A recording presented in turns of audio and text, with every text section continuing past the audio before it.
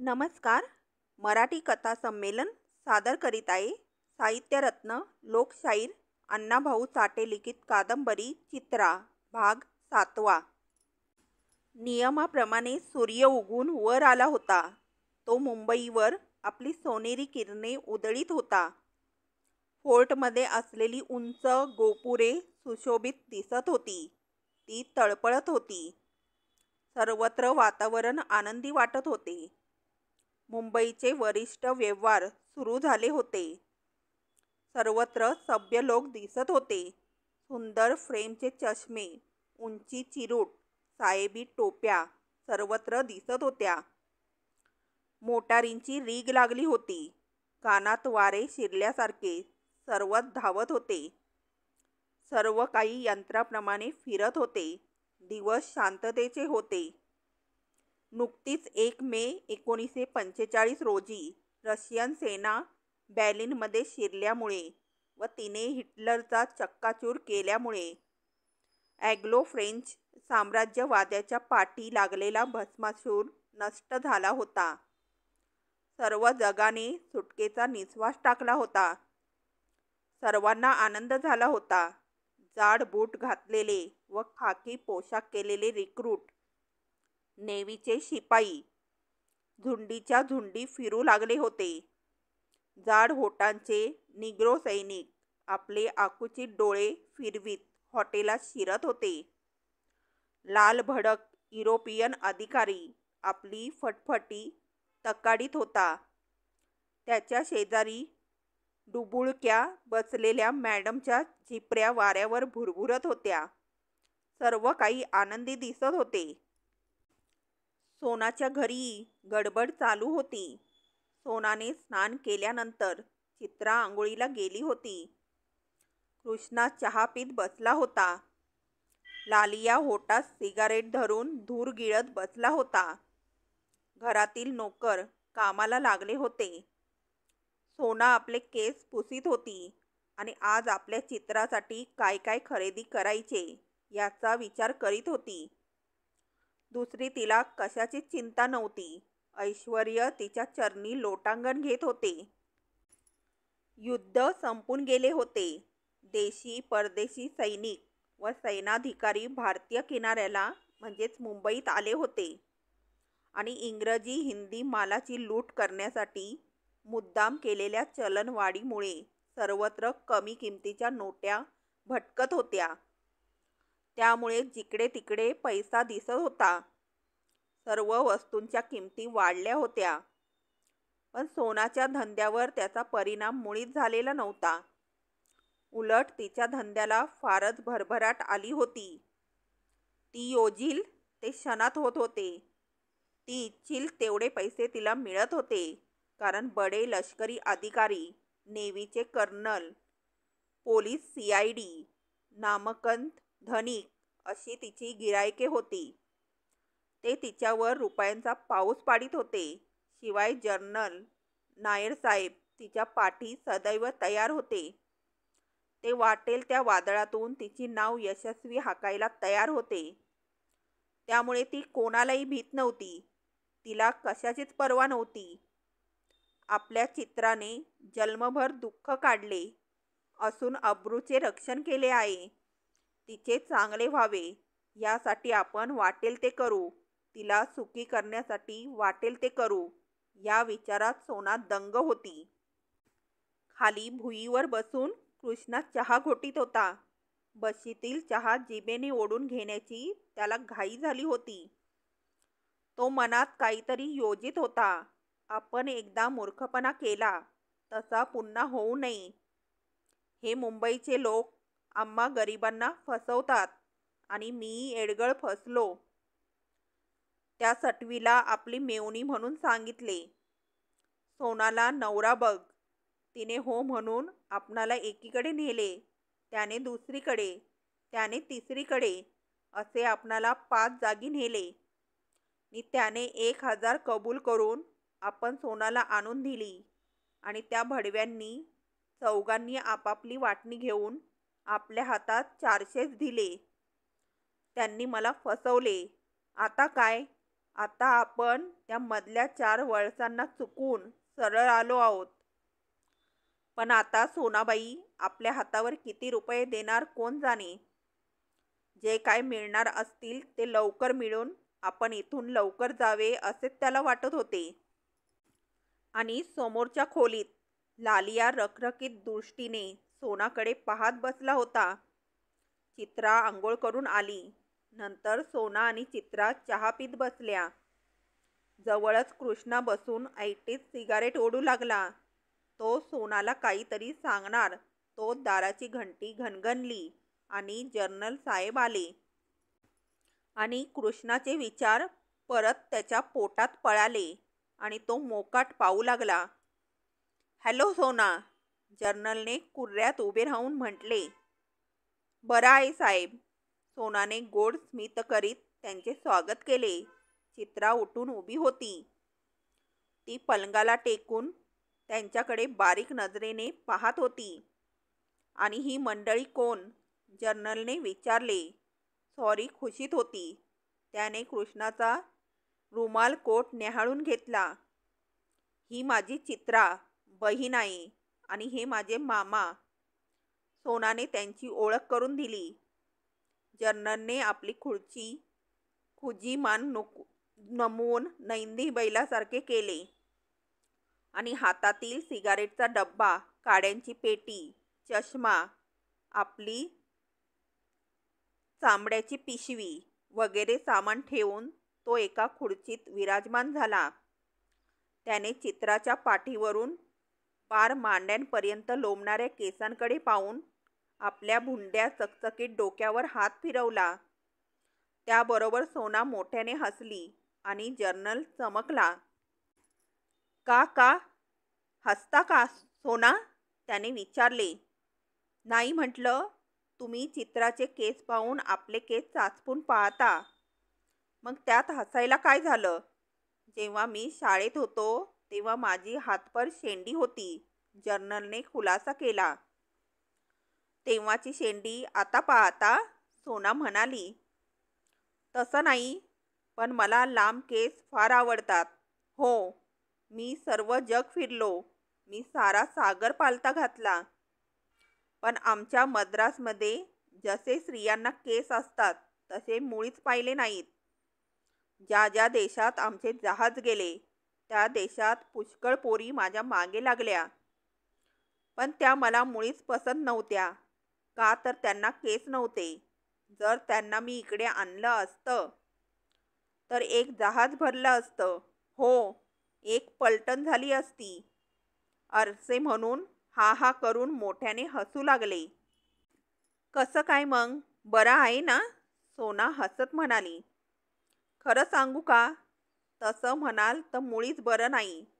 मी म्हणतो ती लढाई सुरू असती तर बरं झालं असतं, जर्नल गंभीर चेहरा करून म्हणाला. का बरं साहेब, कृष्णा आश्चर्यानं म्हणाला. का म्हणजे काय, ते आमचं काम आहे, जर्नल उत्तरला. कसलं, माणसं मारायचं, कृष्णाने विचारले. हो, आमचं काम माणसं मारायचं आणि माणसांचं काम मरायचं. त्यासाठी आम्हाला पगार मिळतो, जर्नल पटवून देण्याच्या तळमळीने म्हणाला. पण साहेब, माणसांनी तरी का बरं मरावं आणि तुम्ही त्यासनी का बरं मारावं, कृष्णा दडपून बोलला. का मारावं मामा, आम्ही सरकारी हुकूम पाळतो, म्हणजे हुकूम देतो. ते तुम्हाला नाही समजणार, जर्नलने मामाला मामाचे नाते लावले. सॉरी, आज आनंदून बोलत होती. म्हणून तर तुम्हा लष्करी लोकांची मौज आहे. सोनाने पुन्हा त्यांना मूळ मुद्द्यावर आणलं. कशाची मौज, सारेच आता रडत आहेत. आमचं नेव्ही आता कुरकुरू लागलं आहे. का हो, काय झालं. दुसरं काय, पगार, अन्न, कपडे यासाठी, जर्नल म्हणाला. मग भानगड हाय तर, कृष्णा उद्गारला. चालायचंच, लष्करी डिपार्टमेंट आहे, जर्नल म्हणाला. लढाई संपली त्यामुळेच हा प्रकार झाला आहे. फ्रान्स, इंग्लंड, ट्युनिशिया सर्वत्र आम्ही फिरलो, पण कोणीही कधी कुरकुर केली नाही. आणि आता इथं परत किनाऱ्यावर येताच जो तो काही ना काही कुरापत काढून आपल्यावरच्या वरिष्ठांना धमकावतो. तो त्याच्या वरच्याला डाफरतो तर तो त्याच्याही वरच्या अधिकाऱ्यावर गुरगुरतो. जनरल मन सोडून सांगत होता. आणि मग तो वरचा अधिकारी काय करतो? सोनाने प्रश्न केला. तो ना, जनरल म्हणाला, तो खालच्या अधिकाऱ्यांना एक लाथ देतो. मग तो खालचा आपल्या खालच्या कर्नलला 2 लाथा देतो. मग कर्नल याच एका पदरची घालून मेजरला 3 लाथा देतो. मग मेजर त्या तिन्हीत आपली एक घालून 4 लाथा देतो. आणि मग आमचे खालचे सर्व लोक लाथा झाडू लागतात. असे म्हणून जनरल हसू लागला. त्याने सिगारेट काढून एक कृष्णाला दिली आणि एक स्वतः शिलगावली. हे गृहस्थ जसे हुद्द्याने मोठे होते तसेच ते अंगपिंडानेही मोठे होते आणि त्यांचे काळीजही दांडगे होते, परंतु नेहमी विनोदी बोलणे त्यांना आवडत नव्हते. ही मंडळी आली आहेत, यांना मुंबई दाखवायची आहे. सोनाने हळूच विषय काढला. हो, दाखवा ना, काय हरकत आहे, असे म्हणून त्या जर्नलने आपली चामड्याची पिशवी सोडली आणि करकरीत नोटांचे पुडके सोनाला दिले. तो अधूनमधून चित्राकडे चोरट्या नजरेने पाहत होता. चित्रा स्तब्ध उभी होती. ती त्याच्या बाता शांतपणे ऐकून घेत होती. अरे हो, तो लालिया कुठे आहे? जर्नलला एकदम आठवण होऊन तो म्हणाला आणि आतल्या खोलीत कितीतरी वेळेचा कान पाडून ऐकत बसलेला लालिया पोटाचा नगारा पुढे करून आला. काय लालिया, ठीक? जर्नल गुरगुरला. होय, ठीक. लालियाने हत्तीप्रमाणे मान ओवाळली. अरे हे पहा, ही सोना तू तुझी आई समज व ही चित्रा तुझी मावशी. काय समजलं? नाहीतर पिस्तुलातील सर्व गोळ्या तुझ्या पोटात जातील. जा, जनरल फुसफुसत म्हणाला. मगापासून शांत विनोदी बोलणारा माणूस एकदम भडकला. त्याच्या भुवया खालवर होऊ लागल्या आणि त्याचे कान थरथरू लागले. त्याची मुद्रा उग्र झाली. लालिया काहीच न बोलता आपल्याच मानेवर आपले हात ठेवून मंद गतीने पुन्हा आत गेला. नंतर पाहुण्यांना मुंबई दाखवा, चित्राला कपडे करा, ती किती दिवस राहणार, आपण 2 दिवस येणार नाही, वगैरे विचारपूस करून जनरल साहेब निघून गेले. नंतर त्या सर्वांची जेवणे झाली आणि संध्याकाळी चित्राला मुंबई दाखवायचे ठरले व थोडा वेळ सर्वजण विश्रांती घेत पडले. चित्रा, तुला एक गोष्ट सांगू? सोनाने पडल्या पडल्या म्हटले. त्या दोघीच एका खोलीत पडल्या होत्या. हो, सांग की. माझं जे झालं आहे ते बरं नाही. का? कसं? चित्राने आश्चर्याने विचारले. मला मामानं इथं विकली आहे. कसं? लग्न की केलं तुझं? चित्रा म्हणाली. नाही, मामा फसला आणि मीही फसले. कशी? मी फार वाईट करत आहे. सोना रडू लागली. मग आता आता आता काहीच करता येत नाही. पण तूही बरं केलं नाहीस, सोना म्हणाली. मी मी काय केलं? चित्राने विचारले. तू तिकडं नीट वागली नाहीस. काय केलं? तू कोणाच्या तरी नादाला लागलीस. कोण म्हणतं? मामानं सांगितलं मला. खोटं आहे हे, विचार त्याला. चित्रा आता मात्र थोडी चिडली. तिला मामाचा राग आला. त्याने अक्काला विकली आणि मलाही त्याच कामासाठी इथं आणली आहे असे तिला वाटू लागले. मग तुला इकडे का आणली त्यानं? सोना म्हणाली. तेही तू त्यालाच विचार, चित्रा रागाने म्हणाली. सोना गप्प झाली. आपल्याला इथं देऊन पैसे घेऊन गेला आणि आता चित्रालाही हा घेऊन आला आहे. आपली आई एकटी पडली. आता तिचे काय होत असेल? हे सारे मामाने का केले? सोनाला त्याचा फार राग आला. तिला वाटले त्याच्या मुस्काडीत देऊन त्याला हाकलून द्यावे, परंतु तिला तसे करता येत नव्हते. आपण त्याला दुखवून घालवणार तर तो आईला छळील. आईचे हाल होतील. आपली आई इथे येईपर्यंत, चित्राला एखादी जागा मिळेपर्यंत आपण त्याला दुखवू नये हेच बरे. सोना विचार करीत पडली. तिने याचा पुष्कळ विचार केला. चित्राला मामाने केलेली बदनामी ऐकून व सोनाला विकलेली बातमी ऐकून फारच वाईट वाटले. जो तो आपले काळीजच कापणार आहे. आपण गरीब आहोत म्हणून आपला कोणीही धनी नाही. आपली आई म्हातारी आहे म्हणून हे सर्व चालले आहे. हे किती दिवस चालणार? जर आता आपणालाही विकले तर मग आपले काय होणार? आपले लग्न करतो म्हणून मामाने आपल्याला इकडे आणले. आपली आई वनवासी केली आणि इथं सर्वत्र काही निराळे आहे. हा लालिया भयंकर माणूस कसाचाच पाहत आहे. तो जर्नल का कोण जाणे. तोही जिभल्या चाटीत आहे. आणखी असे किती येतील कोण जाणे. मग आईने सांगितलेले त्याचे काय? ती तर म्हणत होती, जीवाच्या मौलानं अब्रू जप. इथं तर आपण वाघाच्या दाढेखाली आहोत. मग अब्रू कशी जपावी? चित्राचे हृदय धडपडत होते. ती विचार करीत होती. तिला मामाची चीड आली होती. 5 वाजले आणि सोना उठली आणि फिरायला जाण्यासाठी तयार झाली. चित्राला नवे कपडे दिले.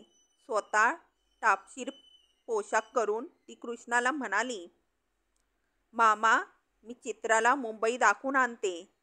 तुम्ही नी लालिया घरी राहा किंवा सिनेमाला जा. आम्ही करतो काहीतरी खरं, पण मला घराला घालवायचं करा. कृष्णा म्हणाला. त्याला आपणाला किती पैसे मिळणार याची हुरहुर लागली होती आणि त्या लालियाचा भेसूर चेहरा त्याच्या कपाळात बसला होता. आज 2 दिवस रोज उठून तो त्याच्याशीच बोलत बसत होता. 2 दिवसात तुम्हाला पाठवते, सोना म्हणाली. बरं हो, पाठवाच मला. कृष्णा केविलवाना चेहरा करून म्हणाला. सोना व चित्रा बाहेर गेल्या. लालियाने घड्याळाकडे रागाने पाहिले. जणू त्याला वाटत होते त्याने लवकर आपले काम करावे. त्याची मंद गती त्याला नकोशी झाली होती. त्याला दिवसाचा प्रकाश नकोसा झाला होता. त्याला रात्र हवी होती. तो अंधाराची वाट पाहत होता. चित्रा त्याला गोड दिसायच्या ऐवजी ती त्याला जालिम विषाप्रमाणे भासत होती. म्हणून तो आज बेचैन झाला होता. त्यात त्याला त्या जर्नलने सकाळी चित्रासमक्ष टाकून बोलून त्याचा अपमान केला होता. म्हणून काही का होईना आज आपण आपले काम करायचेच असे त्याने मनाशी निश्चित केले होते. म्हणून तो वारंवार घड्याळाकडे पाहत होता. आज रात्री चित्राचे काम होणार याच्या विचारात तो बसला होता.